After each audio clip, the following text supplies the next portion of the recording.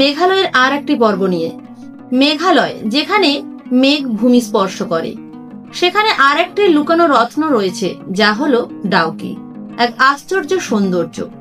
ডাউকি নদী, যা উমগোট নদী নামেও পরিচিত, এটি মেঘালয়ের একটি স্বচ্ছ সুন্দর নদী।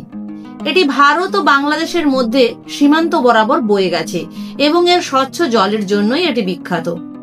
এই নদী এশিয়ার সবচেয়ে পরিষ্কার নদীগুলির মধ্যে অন্যতম হিসাবে বিবেচিত হয়।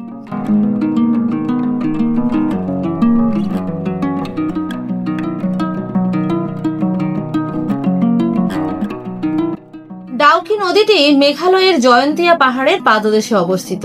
এই নদী ডাউকি শহর এবং ভারত বাংলাদেশ সীমান্তের একটি গুরুত্বপূর্ণ বাণিজ্য পথের অংশ। শিলং থেকে 95 কিলোমিটার দূরে এবং বাংলাদেশ সীমান্ত থেকে মাত্র 2 কিলোমিটার দূরে অবস্থিত ডাউকি শহর।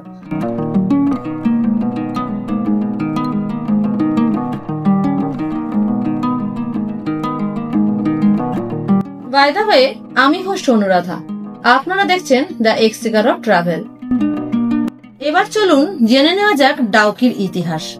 19 শতকে ব্রিটিশ শাসনের অধীনে আসার আগে পর্যন্ত জয়ন্তিয়া পাহাড়ের উপজাতিতে নিজস্ব একটা রাজ্য ছিল।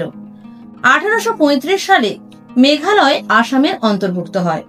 ব্রিটিশ শাসনের সাথে চুক্তির কারণে এই অঞ্চলটি আধা স্বাধীন মর্যাদা ভোগ করে। 1972 সালের 21শে জানুয়ারি মেঘালয়কে আসাম থেকে বিচ্ছিন্ন করে ইউনাইটেড খাসি পাহাড়, জয়ন্তিয়া পাহাড় এবং গারো পাহাড় নিয়ে একটি পৃথক রাজ্যে পরিণত করা হয়। কিন্তু 1972 সালের 22শে ফেব্রুয়ারি খাসি পাহাড় এবং জয়ন্তিয়া পাহাড় একে অপরের থেকে পৃথক হয়ে যায়।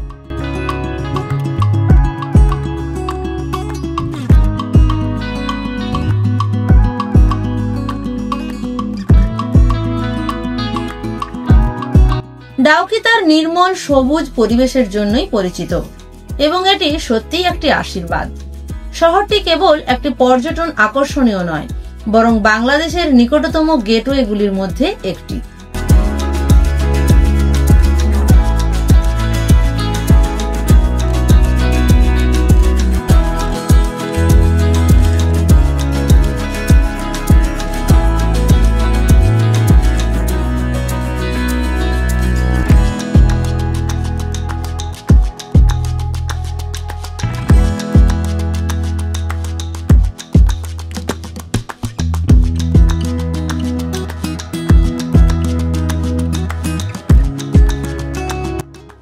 সাধারণত ডাউকি আসার সময় সবাই রিওয়াই লিভিং রুট ব্রিজ এবং এশিয়ার সবচেয়ে পরিষ্কার গ্রাম মাওলিনং ভিলেজ পরিদর্শন করেন।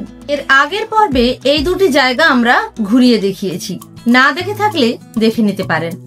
এই দুটি গ্রামের প্রাকৃতিক সৌন্দর্য এতই সুন্দর, যার প্রেমে পড়তে আপনি বাধ্য।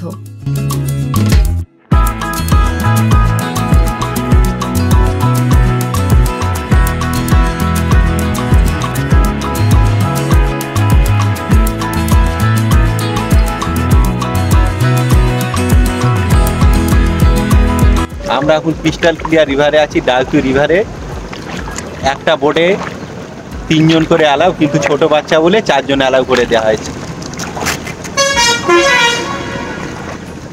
অপরূপ সিনারি।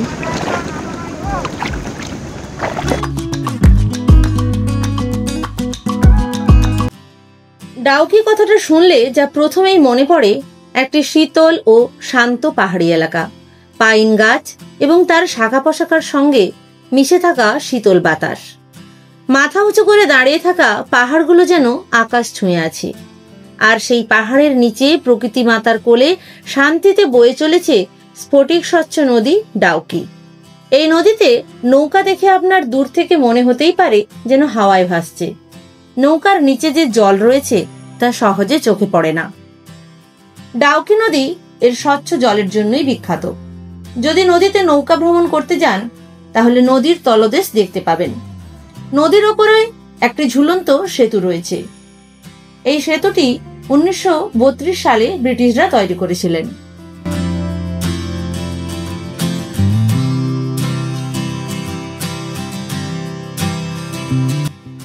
যদি মনস্থির করেন নৌকা বিহার করবেন, তাহলে কোনো এজেন্টের কাছে না গিয়ে সরাসরি টিকিট কেটে নিতে পারেন Dawki tourism and development society থেকে।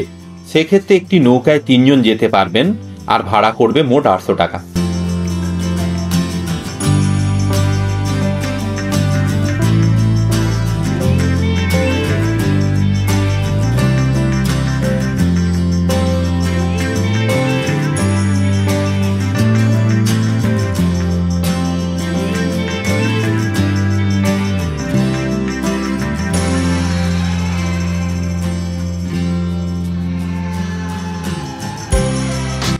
এই ডাউকি নদী মেঘালয়ের 2টি পাহাড়ি জেলার মধ্যে একটি সহজাত সীমানা তৈরি করে, যার একটি জয়ন্তিয়া পাহাড় আর অন্যটি খাসি পাহাড়। এই নদী ভারত এবং বাংলাদেশ সীমান্তের মধ্যে একটি প্রাকৃতিক আন্তর্জাতিক সীমানা তৈরিতেও সাহায্য করে। আমাদের সাহসী বিএসএফ জওয়ানদের সীমানা পাহারা দিতে দেখা যাবে এখানে, যারা তাদের সাধারণ দায়িত্ব পালন করছে।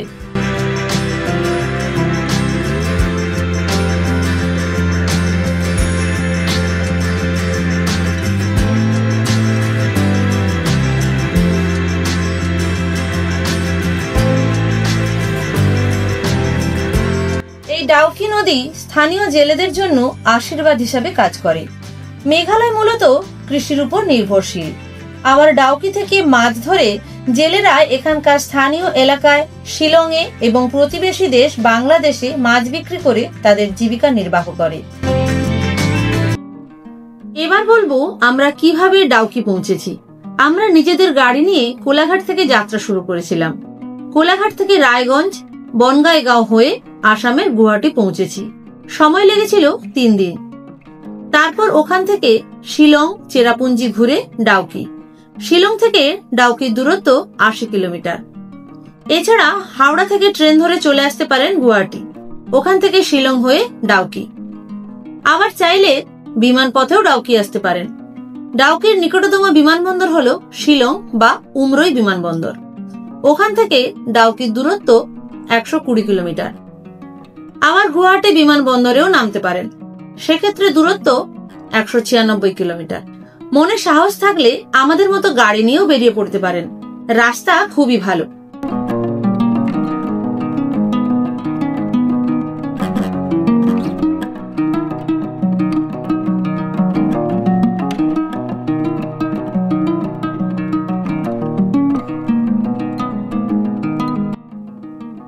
ডাউকি এমন এক জায়গা যেখানে প্রকৃতি, ইতিহাস এবং মানুষের সংযোগ মিলিত হয়।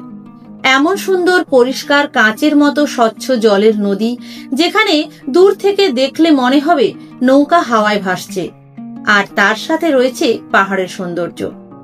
শীতকাল অর্থাৎ অক্টোবর থেকে এপ্রিল মাস ডাউকি নদী ভ্রমণের জন্য সেরা সময়, কারণ এই সময় জল সবচেয়ে স্বচ্ছ থাকে।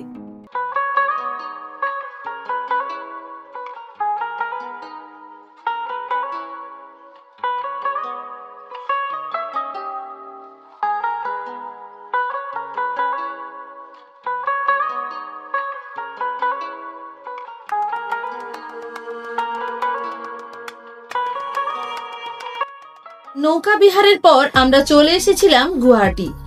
ডাউকিতে আপনারা চাইলে থাকতে পারেন। ওখানে থাকার হোটেল সংক্রান্ত সমস্ত তথ্য ডেসক্রিপশন বক্স থেকে পেয়ে যাবেন। তাহলে আর দেরি কিসের, এখনই প্ল্যানিং করে নিন ডাউকি ভ্রমণের। আমরা এখন বাংলাদেশের নাগরিকদের সাথে কথা বলছি। আপনার নামটা একটু বলুন। আমার নাম মোহাম্মদ ফিরোজ। আর আপনার? আমার নাম মাহবুব হাসান শিবলি। আমার নাম রুবেল। রুবেল। আপনারা কোথা থেকে এসেছেন? আমরা এসেছি বরিশাল, কেউ Mymensingh, Barishal division, Dhaka division, Mymensingh division থেকে। আচ্ছা আচ্ছা, খুব ভালো লাগলো। এইটা হচ্ছে আমাদের বর্ডার, এর বাইরে আমরা ক্রস করতে পারবো না। লাইন কোনো লাইন ক্রস করা না না। ভিডিওটি কেমন লাগলো কমেন্টে জানাবেন। আজ তবে এই পর্যন্ত, দেখা হচ্ছে পরের ভিডিওতে।